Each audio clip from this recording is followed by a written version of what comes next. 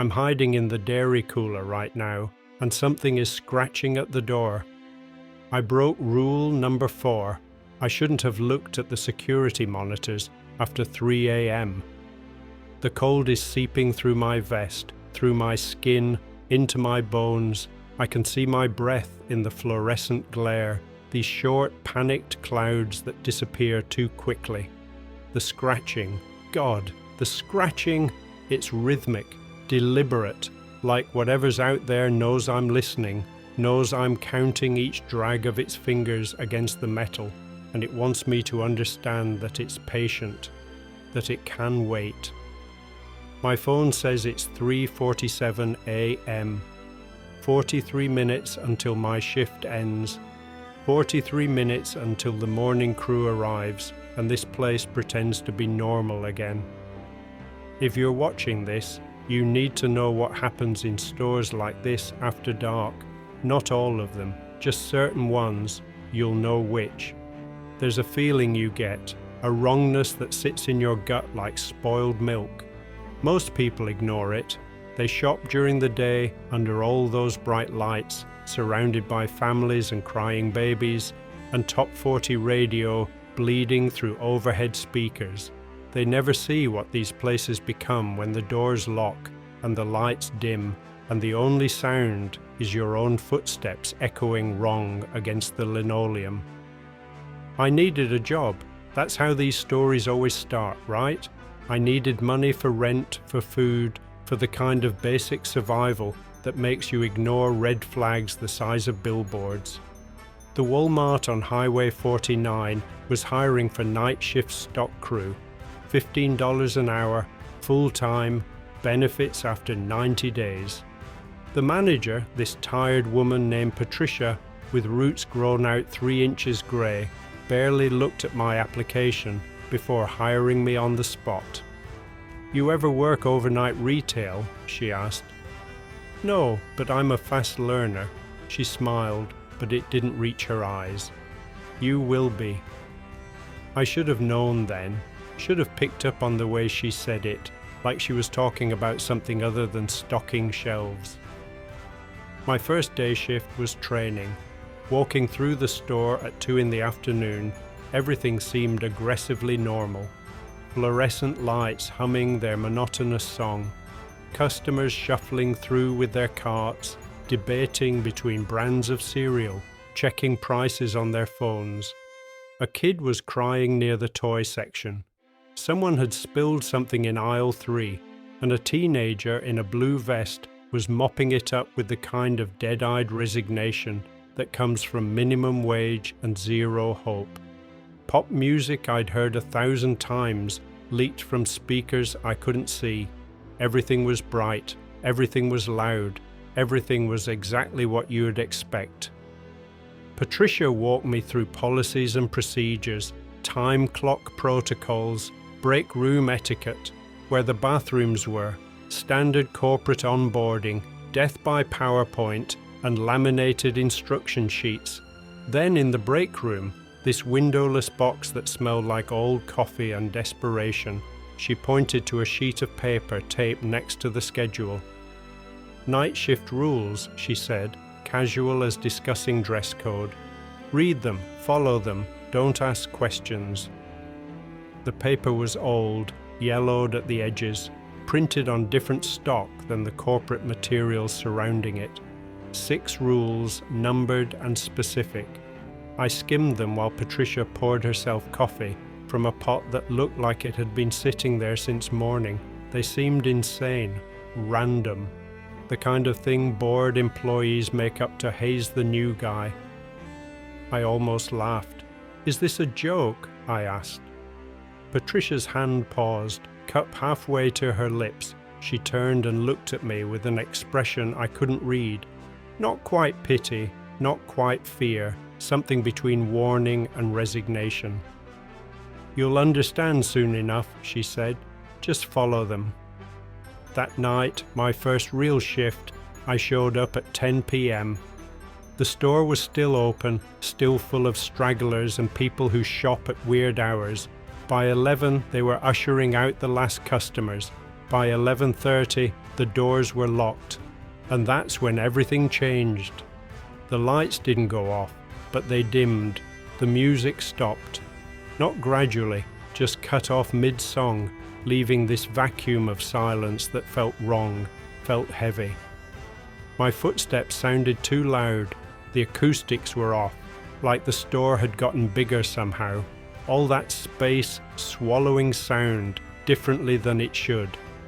Marcus, this guy who'd been working nights for 2 years, showed me the ropes, loading pallets, stocking shelves, checking inventory.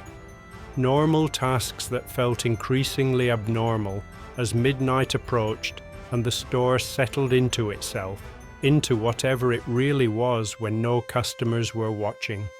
I thought the rules were a joke. By the end of my first week, I understood they were the only thing keeping me alive. Let me start from the beginning. Let me tell you about the 6 rules and why breaking even one of them is a mistake you only make once, if you're lucky. I took a picture of those rules on my second night. I'm sharing them because, honestly, I need to warn people. And maybe if enough of you know, it'll break whatever's happening here. Maybe if this gets out there into the world, it'll lose some of its power. That's probably wishful thinking, but I'm grasping at straws here. So here they are, the 6 rules for night shift at the Walmart on Highway 49. I'm reading them exactly as written, exactly as they appeared on that yellowed paper taped inside the break room, right next to the schedule where someone had drawn a dick in Sharpie and nobody had bothered to remove it. Rule number 1, never acknowledge the customer in aisle 7 between 2 and 4 a.m. They are not shopping. Rule number 2, if you hear the intercom announce a cleanup in aisle 13, ignore it. There is no aisle 13. Rule number 3, the elderly greeter will ask if you're staying late. Always say no, even if you are.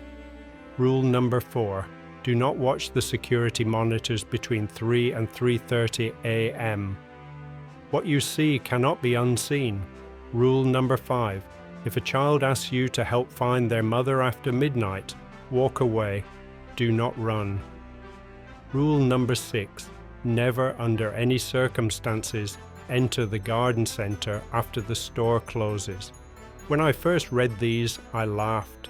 Actually laughed out loud in that depressing break room while Marcus heated up something that smelled like sadness in the microwave. I mean, come on. Aisle 13. We only have 12 aisles. I counted them during training. I made a joke about it, something about how minimum wage doesn't cover supernatural bullshit, and Marcus didn't even smile.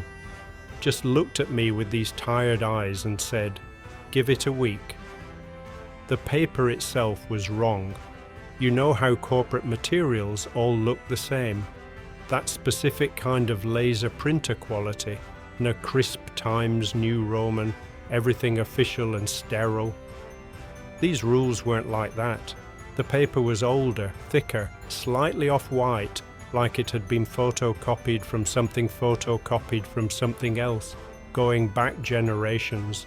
The font was different. The formatting was off. It looked like something that had been passed down, hand to hand, shift to shift, for years. I asked Patricia about them the next day, caught her in the stockroom while she was checking inventory on her little handheld scanner. "Hey, those rules in the break room, what's the deal with those?" She didn't look up from her scanner. "Follow them." "Yeah, but why? What happens if—" "You'll understand soon enough." She still wouldn't meet my eyes. That should have been my first clue to quit, honestly.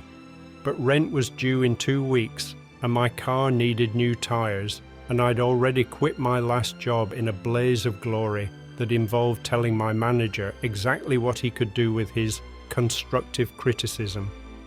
So I stayed. I ignored every screaming instinct telling me to walk away. The thing about retail is that it's already absurd. You get used to weird corporate policies that make no sense. Don't run in the store. Smile at every customer, even when they're verbally abusing you. Clean the bathrooms every hour, but somehow also maintain perfect shelf presentation. These rules felt like an extension of that absurdity, just cranked up a few notches into the realm of the bizarre. Except they weren't. The elderly greeter, that's what the rule called her, capital letters like a title. She was real. Her name was Dorothy, and she'd been working at this Walmart for 40 years, according to the faded photos in the hallway near the manager's office. 40 years of standing by those doors, smiling at customers, checking receipts. During the day, she seemed normal, sweet even. At night, there was something different about her, something in the way she watched us. These rules seemed insane. I mean, aisle 13? We only have 12 aisles. But that first night, I learned that logic doesn't apply after the doors lock. Night 3, 2:47 a.m., according to my phone. I was stocking toilet paper in aisle 6, running on autopilot and 3 energy drinks when I saw them, the customer in aisle 7. At first, I didn't think anything of it, just registered the movement in my peripheral vision, someone standing there looking at cereal. My retail-trained brain immediately kicked in with its Pavlovian response. Customer needs help, go assist, smile even though your face hurts from fake smiling. I stepped toward the aisle, got maybe 3 feet before something stopped me. Not physically, just this feeling, this crawling sensation up my spine that screamed, wrong, wrong, everything about this is wrong. The customer was facing the shelves, completely still. Not the normal still of someone reading a nutrition label, but the wrong kind of still. The kind of still that nothing living actually achieves. Their hand was extended toward a box of Cheerios, fingers frozen mid-reach, and they weren't moving, weren't breathing. The fluorescent lights buzzed overhead, and in that buzz I could hear something else. Breathing that wasn't coming from where it should, this deep, hollow sound like wind through a tunnel, through something vast and empty. Their shopping cart sat beside them. No sound. It should have made that rattling sound carts make, that wheel squeak we all know, but it was perfectly, impossibly silent. And the items in it, I couldn't look at them directly. Every time I tried to focus, my eyes slid off them like oil on water, shapes that didn't resolve into products, colors that hurt to perceive. The customer's shadow was wrong. It stretched too long, bent at angles that didn't match their body, and it seemed to move independently, just slightly out of sync, like a video with bad lag. "Can I help you find something?" The words were already forming in my mouth. Pure retail instinct. 6 years of customer service rewiring my brain to offer help even when every cell in my body was screaming at me to run. I took another step forward. That's when Marcus hit me, actually tackled me, full body, slamming us both into the end cap of aisle 6. Bags of chips exploded around us. His hand clamped over my mouth, and he dragged me backward, away from aisle 7, his breath hot and panicked against my ear. "Don't move. Don't fucking breathe." We stayed like that, pressed against shelves of cookies and crackers, for what felt like hours but was probably only minutes. I could hear that breathing sound getting louder, closer, that wind through tunnels sound that made my teeth ache. Marcus's hand was shaking against my face. Then slowly the sound receded, faded back into the buzz of fluorescent lights and the hum of refrigeration units. Marcus finally let go, pulled me to my feet and dragged me to the back room, past the plastic curtains, into the stock area where cardboard boxes created narrow canyons and the security cameras had blind spots. "Did you almost—" He ran his hand through his hair, breathing hard. "Jesus, don't ever talk to them. They're waiting for permission. Permission for what? My voice came out wrong, too high, too thin. Marcus looked at me, really looked at me, and I saw something in his eyes I'd never seen before. Not fear, worse, certainty.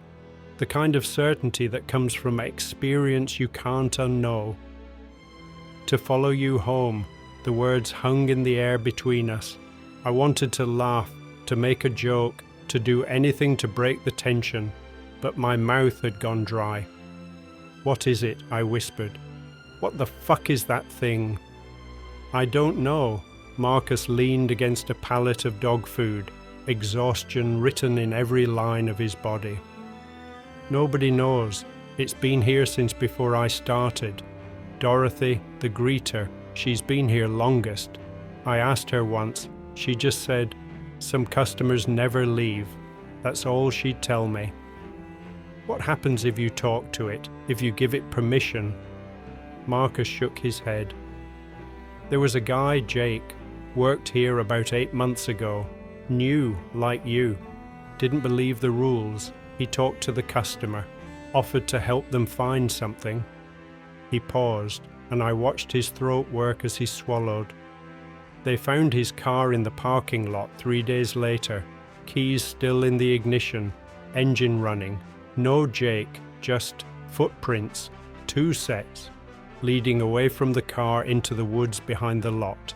One set was Jake's work boots, the other set, he trailed off. What?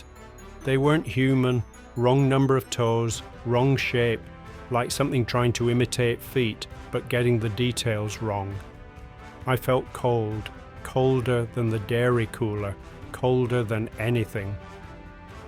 "There are other things," Marcus said quietly. "Things the rules don't mention, things you'll learn if you stay long enough. But rule number 1, that's the most important. Never acknowledge them. They can't do anything unless you give them permission, unless you engage."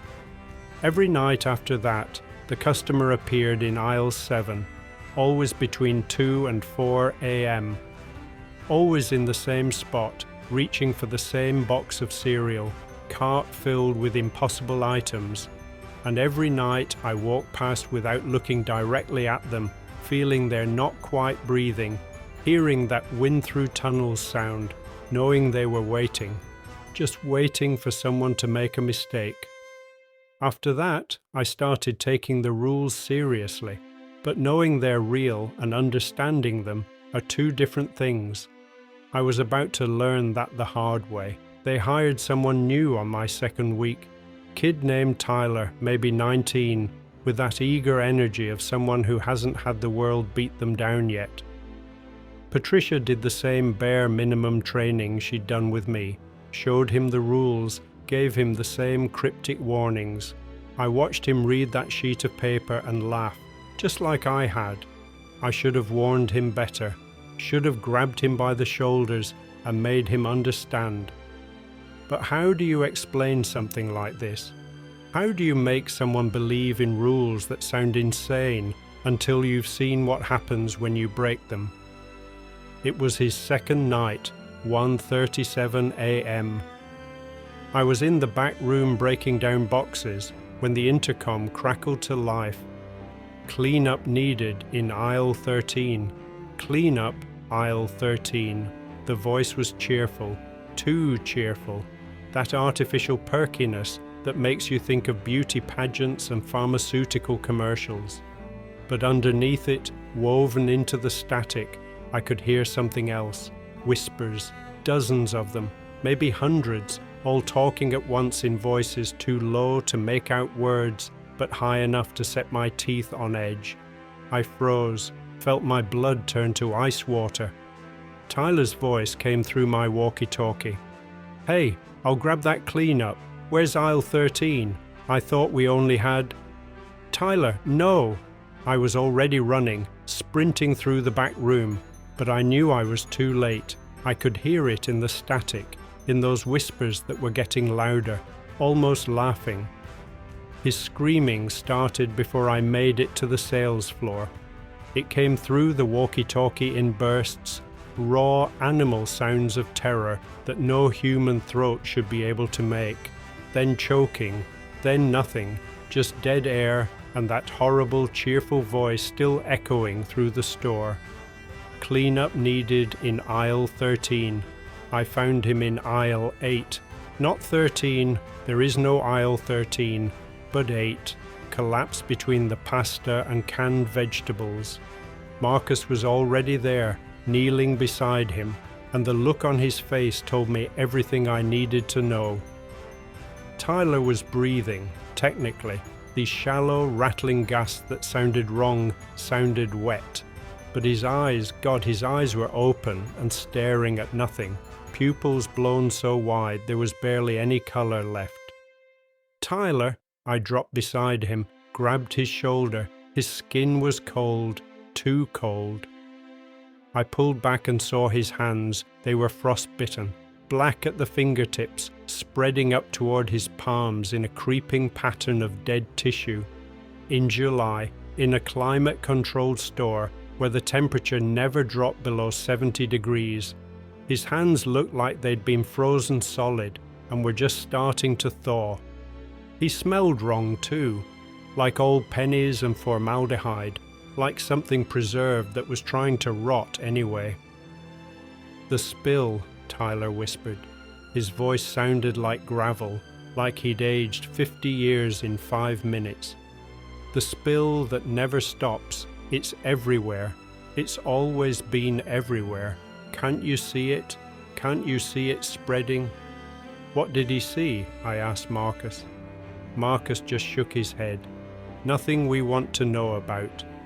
We called Patricia.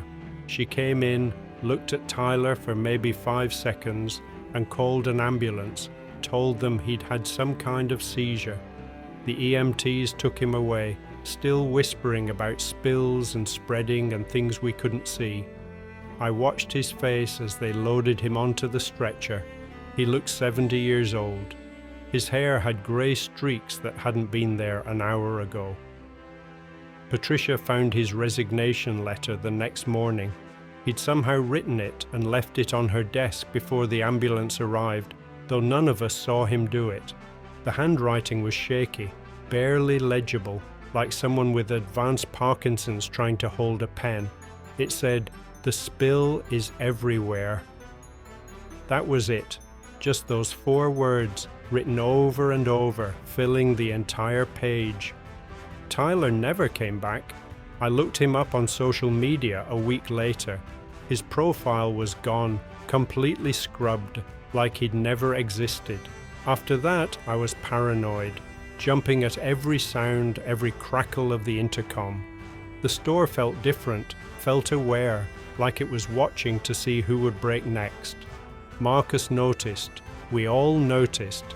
That's when the exhaustion really set in, the kind that comes from constant vigilance, from never letting your guard down. It was a Friday night, end of my shift, 5:47 a.m. The morning crew would arrive in 13 minutes. I was so tired I could barely see straight, running on fumes and the jittery energy of too much caffeine and too little sleep. Dorothy was at her post by the doors, always at her post. I'd started wondering if she ever actually left. "You staying late tonight, sweetheart?" Her voice was grandmotherly, warm, the kind of voice that makes you think of cookies and knitted blankets. "Yeah, The words came out automatically, my exhausted brain on autopilot. Her face changed. It was subtle at first, just a shift in the shadows, in the way the fluorescent light hit her features. But then her eyes, they got darker, not the pupils, but the whole eye, like someone was pouring ink into them from the inside. Her smile widened, stretched too far, and I could see too many teeth, wrong teeth, sharp and irregular, like something that spent millions of years learning to bite. Something ancient looked at me through Dorothy's face, something that was so hungry it made my bones ache. I mean, no. The correction burst out of me in a panic. "No, I'm not. I'm not staying late." The change reversed instantly. Her eyes returned to their normal, watery blue. Her smile became ordinary again, just a sweet old woman's smile with perfectly normal dentures. But she leaned close, and I caught a whiff of something that smelled like earth and copper and time. "Good," she whispered. "You're learning." She patted my arm with fingers that felt too cold, too dry, like paper stretched over bird bones. I wanted to ask her what she really was, what any of this really was. But something told me that question itself was dangerous, that some knowledge has teeth, and knowing the answer would mean becoming part of whatever was happening here. I was getting paranoid, jumping at every sound, but paranoia is just pattern recognition, and the patterns here were screaming at me to run. Instead, I stayed. I had rent to pay. Worst decision of my life. 3 weeks in, I'd gotten comfortable. That's the problem with horror. It becomes routine. The customer in aisle 7 was just part of my nightly rounds now. Dorothy and her questions were predictable. I'd learned the patterns, learned how to survive. I thought I had it figured out. Pride comes before the fall. Or in my case, pride comes before you break rule number 4 at 3:07 a.m. and realize you don't understand anything at all. Marcus had called in sick. Food poisoning, he said, but I wondered if he just needed a night away from this place, a night to remember what normal felt like. So I was alone, covering his sections along with mine, running myself ragged, trying to finish both our work before the morning shift arrived. I needed the security office key to check if a delivery had been logged. That's all. That's the only reason I went in there. The security office is exactly what you'd expect. A glorified closet with a coffee-stained desk, outdated equipment held together with duct tape and prayers, and a wall of monitors showing grainy black and white feeds from cameras scattered throughout the store. The chair had a permanent ass groove from years of security guards falling asleep on the job. It smelled like burnt coffee and the particular staleness of a room without windows. I found the logbook, flipped through it. The delivery had come in at 9 p.m, already processed. I should have left right then, should have walked out and never looked at those monitors, but I glanced up, just a glance. My phone said 3:07 a.m. If you've ever watched security footage of an empty building at night, you know that feeling. That uncanny valley of familiar spaces rendered alien by the camera's eye, by the absence of people, by the way shadows pool in corners the lights don't quite reach. But this was different. The emptiness was watching back. The monitors showed the store. All 12 aisles, the loading dock, the break room, the registers, standard feeds. Except I was in them, not the security office. I was in the feeds, multiple versions of me, on different monitors, doing things I hadn't done. Monitor 3 showed me in aisle 7 talking to the customer. I watched myself gesture at the cereal, smiling that retail smile, offering help. The customer's head turned toward me, toward the me on screen, and even through the grainy footage, I could see their face, or the absence of a face, just smooth skin where features should be, and a darkness pouring out from where their mouth should be, spreading like oil across the floor. Monitor 7 showed me walking down a corridor that shouldn't exist. The walls were wrong, covered in something that looked organic, pulsing slightly. The me on screen kept walking forward, kept going deeper, and I could see my own expression, slack, empty, like a puppet being pulled on strings. Monitor 9 showed me in the garden center. My blood went cold. Rule number 6, never enter the garden center after the store closes. But there I was, standing among the plants, and the plants were moving, reaching, and my face was tilted up towards something the camera couldn't quite capture, something just beyond the frame. I tried to look away. But you know that feeling when you can't stop watching a car crash? It was like that, except the crash was my own future. Except these weren't accidents, they were destinations, possibilities, timelines where I'd made different choices, broken different rules, ended up in different hells. Monitor 12 showed me lying on the floor of the loading dock, not moving. My eyes were open, staring at nothing, and my mouth was moving like I was trying to say something but couldn't. Blood, or something darker than blood, pooled around my head in patterns that looked almost deliberate, almost like words in a language I didn't want to learn. That's when I noticed the figure. It was in Monitor 1 at first, just a shape in the far corner of the frame, near the pharmacy. Tall, too tall, standing perfectly still in that same wrong way the customer stood still. Then it was in Monitor 2, closer now, near the dairy section. Monitor 3, sporting goods, getting closer. I realized what I was watching. Not different locations, a progression. It was moving through the store, toward the security office, toward me. My hands were shaking. I tried to stand up, and that's when reality hiccuped. The monitors all showed the same feed suddenly. The security office, this room, from an angle that didn't exist. There was no camera in here pointed at the desk. But I was watching myself sit at that desk, watching myself stare at monitors that showed the same image, recursive, infinite, mirrors, reflecting mirrors, reflecting mirrors. And in every single one, standing behind my chair, was the figure. I spun around, nothing there. When I looked back at the monitors, they'd changed again. Now they showed static, all of them. Pure white noise, that snow pattern that old TVs used to make. But in the static, I could see shapes, faces, hundreds of them, thousands, all screaming silently behind the white noise, and I recognized some of them. Tyler's aged face, Jake's face, the guy who'd talked to the customer. Others I didn't know but somehow understood were employees from years past, decades past, all trapped in this moment, in this space between what was and what could be. The figure appeared on every monitor simultaneously. It was in every camera feed, standing in every aisle, at every register, in every room. All of them perfectly synchronized, all facing toward the cameras, toward me.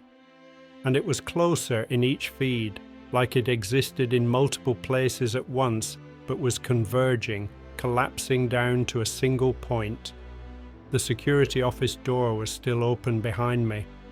I could hear footsteps in the hallway, heavy footsteps that echoed wrong, that sounded like they were coming from inside my own head. That's when the monitors showed me what I really didn't want to see. They showed the me sitting in this chair, in this moment, watching these monitors. And they showed what happened next, showed the figure stepping into frame behind me, showed my face as I turned around, showed my expression change from confusion to understanding, to a terror so profound it looked like something breaking. But worst of all, one monitor showed further, showed me walking out of the security office, showed me working my shift, acting normal, going through motions, but my eyes were wrong, empty. And in that monitor, I could see the figure walking behind me everywhere I went, just out of frame, following like a shadow that had learned to move independently. I ran, burst out of that office like it was on fire, my heart jackhammering against my ribs. The hallway stretched longer than it should, the distance to the sales floor warping and flexing, like space itself was unstable. I could hear those footsteps behind me, or ahead of me, or inside me. I couldn't tell anymore. The dairy cooler, the door was right there. I threw myself inside, slammed it shut, turned the lock. The cold hit me like a wall, but I barely felt it. That was 43 minutes ago. I'm still in the cooler. My shift ends in 40 minutes. but now I know what's waiting for me out there. And I know there's one rule I haven't tested yet.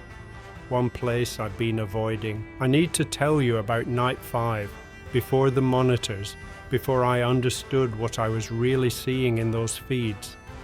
This is important because it explains why I knew when I saw myself in the garden center on those screens that it wasn't just a possibility, it was inevitable. It was 12:30 a.m. I was restocking action figures in the toy section, mind wandering to bills and sleep and whether I could afford to quit, when I heard crying.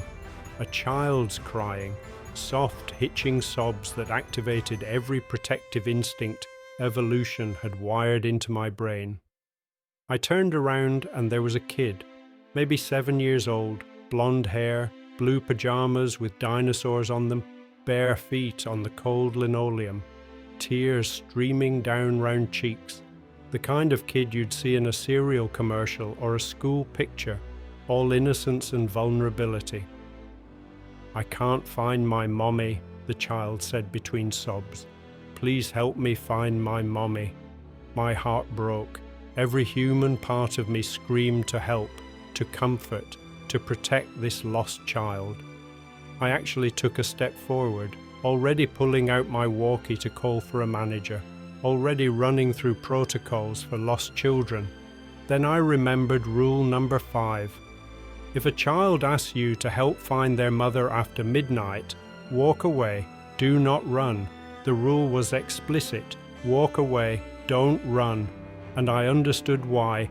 Running triggers chase instincts in predators, but walking away from a crying child, that went against everything I'd been taught about being a decent human being. "Please," the child said again, "please help me. I'm scared." I closed my eyes, took a breath, and walked away. The guilt was immediate and crushing. Every step felt like a betrayal of my own humanity. But I kept walking, kept moving toward the next aisle, focusing on my task, on the mundane reality of retail work. The crying followed me. I tried to ignore it, kept stocking shelves, scanning items, doing my job, but the child was always there, just at the edge of my vision, standing at the end of the aisle, watching me. When I'd turned to look directly, they'd be gone, but the crying continued. "Please help me, please help me, please help me." It took me 20 minutes to realize the words weren't changing. Exactly the same inflection, same rhythm, same hitching sob between phrases, like a recording, like something mechanical trying to imitate emotion, but only having one sample to work with. I glanced over again. The child was closer now, maybe 30 feet away, standing perfectly still except for their mouth, which moved in time with the crying. But their eyes weren't blinking. I counted. 30 seconds, 45. A full minute without blinking, those blue eyes fixed on me with an intensity that made my skin crawl. Then they moved, and something was wrong with the movement. Their knee bent just slightly wrong, hyperextended for a fraction of a second before correcting. Their head tilted at an angle that wasn't quite natural, like a bird studying prey. "Please help me, please help me, please help me." I saw Marcus down another aisle, made eye contact. He glanced toward where the child stood, then looked right through them, his expression carefully neutral. Kept working, message received, pretend it doesn't exist. For 6 hours the child followed me, sometimes close, sometimes far, but always there, always crying that same mechanical loop. Other co-workers passed by, stepped around the space where the child stood, never acknowledged it. Sarah from receiving walked right through where the child was standing, didn't even flinch. By 5 a.m., I was exhausted from the tension of being watched. By 5:30, my nerves were shot. By 6 a.m., when the morning shift started trickling in, the child was gone, just vanished between one moment and the next, like it had never been there at all. I found Marcus in the break room, making coffee with shaking hands. "What the hell was that?" I asked. He didn't look at me. "You followed the rule." "It was a kid, Marcus. A child." "It's not a kid, it's a lure." He finally met my eyes. "Like an anglerfish, you know? Something that uses the shape of innocence to make you drop your guard." "What happens if you help it?" Marcus walked to the bulletin board, pointed to the missing person posters that had been there so long they'd faded. I'd seen them before, never really looked. 5 faces, different ages, different backgrounds. "These are all former employees," Marcus said quietly. "All worked night shift, all disappeared on the job. We found their name tags in the parking lot, never found them." I looked closer at the descriptions. One matched my height, my build, my colouring. Another looked like Sarah. The patterns clicked into place with horrible clarity. "The child looks different to everyone," Marcus said. "Reaches into your head somehow and finds the face you can't refuse.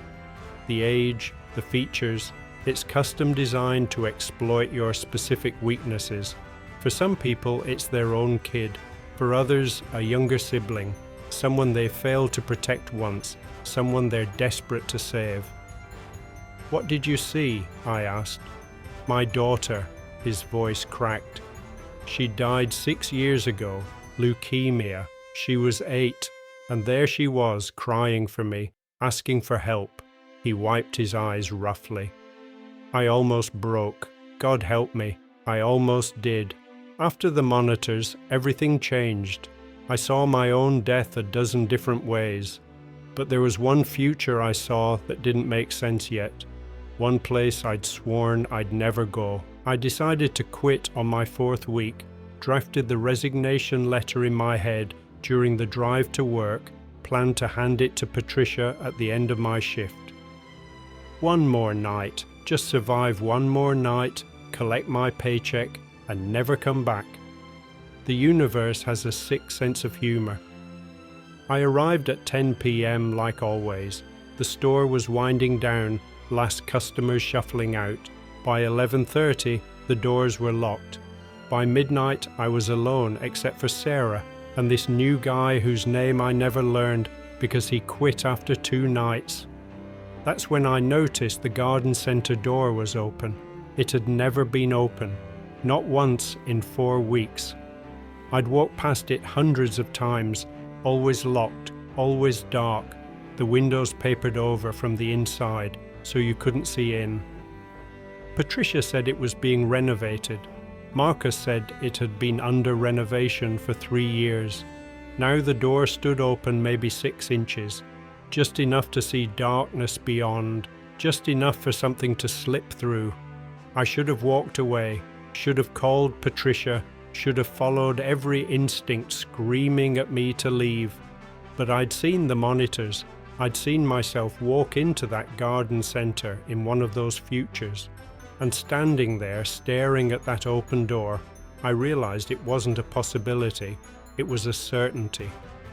Some part of me had already made this choice. I was just catching up to a decision that had already been made. The knowledge didn't feel like fate, it felt like gravity. I pushed the door open. The smell hit me first. Earth and copper and something else, something organic and old that reminded me of museums and crypts. The darkness beyond the door was complete, absolute, the kind of darkness that exists in caves, miles underground, where light has never reached. I pulled out my phone, turned on the flashlight. The beam seemed to get swallowed after a few feet, but it was enough to see that the garden center was wrong. It was bigger inside.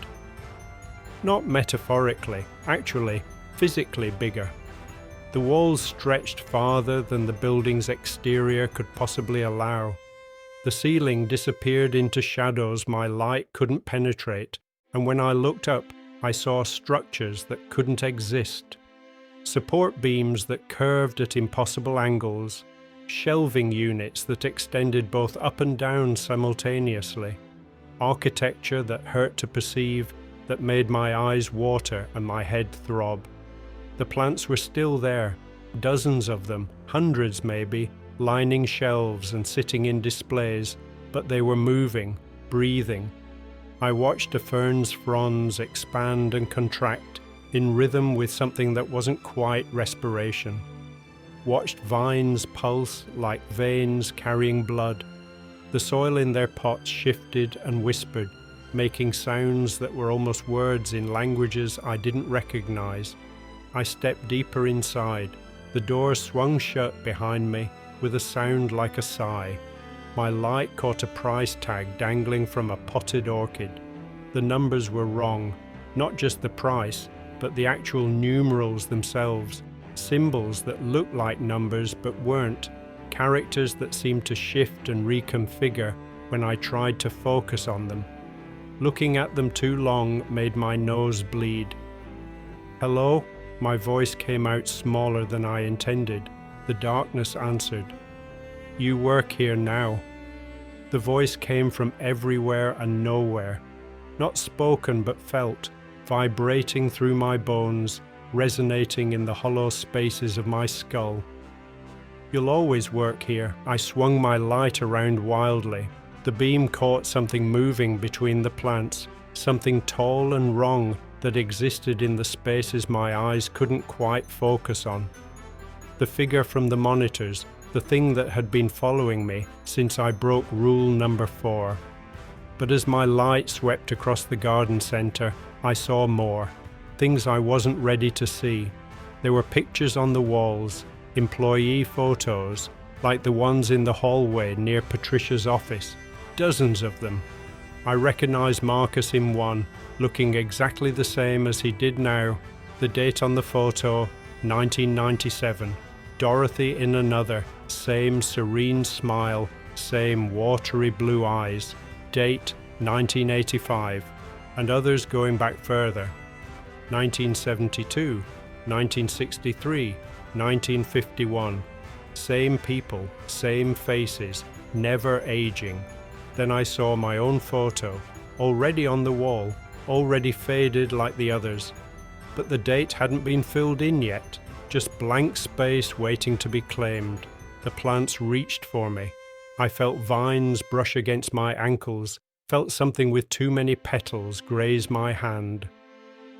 One flower opened, and inside its bloom I saw teeth, human teeth, arranged in a perfect smile, growing from gums made of pistils and stamens. My light found a filing cabinet against the far wall.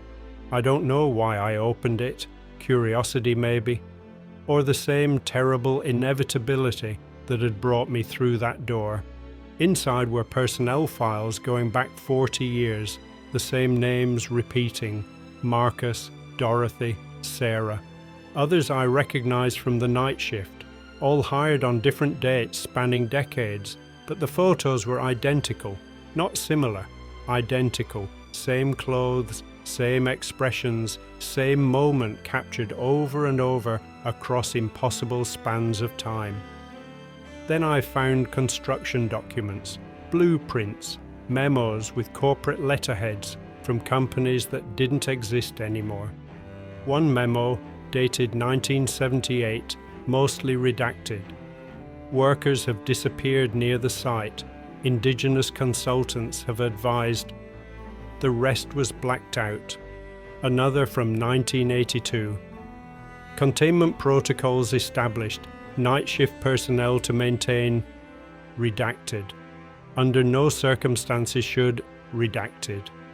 The truth crystallized with horrible clarity. The store wasn't haunted. It was a cage.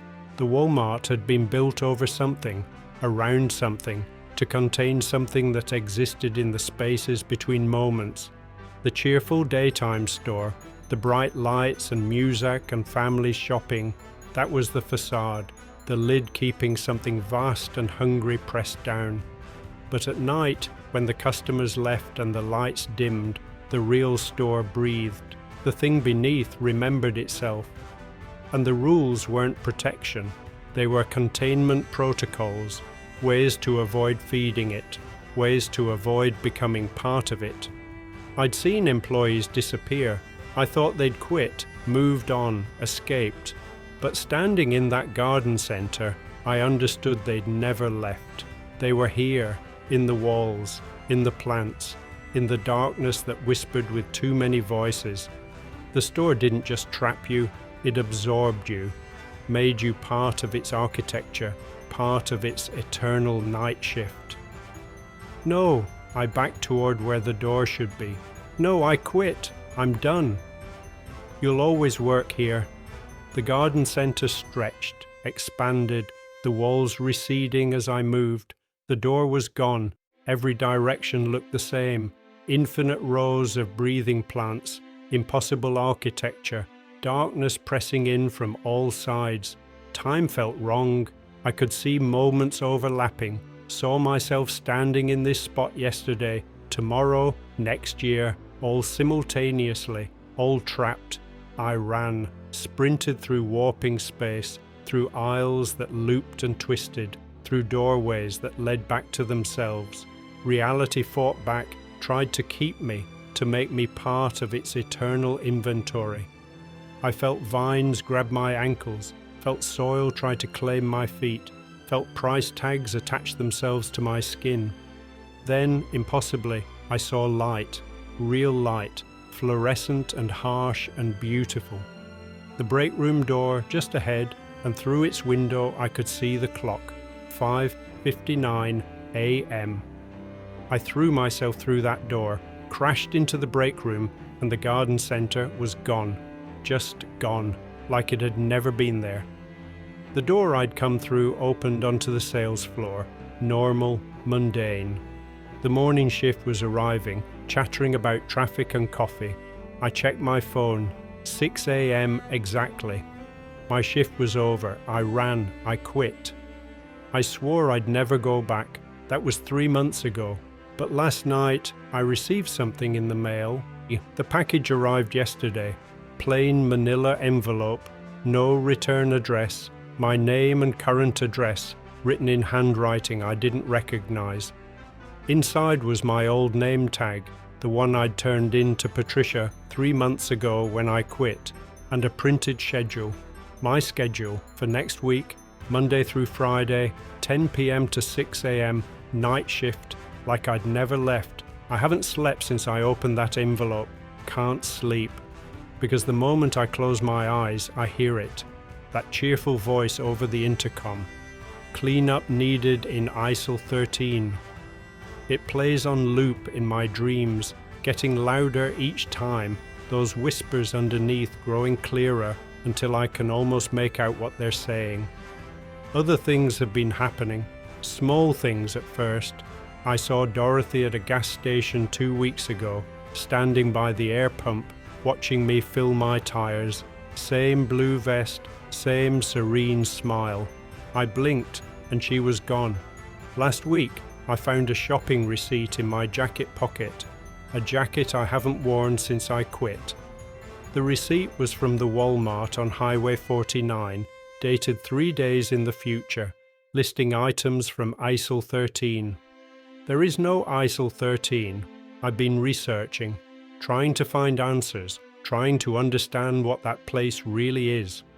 And I've found things, stories, reports, a Target in Ohio where the night shift follows similar rules, a Costco in Washington where employees talk about the back room that moves, a grocery store in Maine where they're not allowed to use certain aisles after midnight.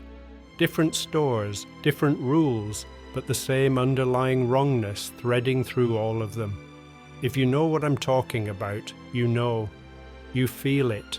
If you've worked at one of these places, if you've experienced anything similar, I need you to tell me. Leave your stories in the comments. Share your rules. Maybe if we compare notes, if we pool our knowledge, we can figure out what these places really are, what they want, whether there's a way to actually escape them. Because I don't think I escaped. I think I'm on a long leash, and it's starting to pull taut. I've driven past that Walmart 3 times this week. didn't plan to, would tell myself I was taking a different route home, running errands on the other side of town. But I'd end up on Highway 49, slowing down as I passed that familiar parking lot, seeing the lights dim inside as night shift took over. Each time it gets harder to keep driving. Each time the pull gets stronger. The worst part, I still have nightmares about forgetting to clock out. Stupid, right? After everything I saw, everything I experienced, my brain still fixates on the mundane horror of retail procedure. Or maybe it's not stupid. Maybe some part of me never clocked out. Maybe I'm still there in some timeline, stocking shelves forever, while other versions of me pretend to have escaped. I'm staring at that name tag right now. It's sitting on my desk next to my laptop, reflecting the screen's glow. The plastic is slightly worn at the edges, like it's been used more than the 4 weeks I worked there. Like it's been waiting for decades to have my name printed on it.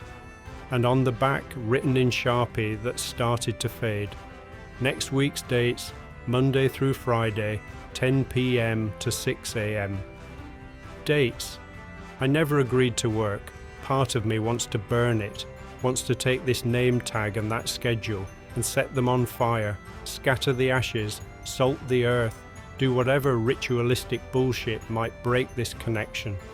But another part of me, the part that looked at those security monitors and saw all my possible futures, knows it won't matter. The name tag isn't the tether, it's just a symbol, a reminder, an invitation to return to a place I never really left. I think I'm going back, not because I want to, not because I have to pay rent anymore. I found a new job, morning shift at a bookstore, beautifully normal and boring, but because some part of me has always been going back. Maybe I saw it in those monitors. Maybe the garden center marked me when I touched those plants. Maybe just knowing what that place really is means you can never fully walk away. Maybe I'll see you there. If you work night shift at a store that feels wrong, at a place where the rules don't quite make sense and the managers won't explain why, follow the rules. Don't question them. Don't test them. Don't convince yourself you're smarter than the people who came before you. The rules aren't suggestions. They're the only mercy these places have. They're the thin line between working a shift and becoming part of the inventory. And for God's sake, stay out of the garden center. I'll update you if I can, if I come back from my next shift, if I maintain enough of myself to still remember how to type, how to speak, how to exist outside that building's gravity. But if you stop hearing from me, well, check the missing person reports. I hear they're adding my photo next to the others in that break room, right under those rules. The rules that used to seem crazy, the rules that are the only mercy that place has. It's Thursday night. My first scheduled shift is Monday. 3 days to decide whether to show up or run. But I've been checking my rearview mirror, and I swear I keep seeing that Walmart sign glowing in the distance, no matter which direction I'm driving. The schedule says 10 p.m. I think I'll be there. I think I've always been there.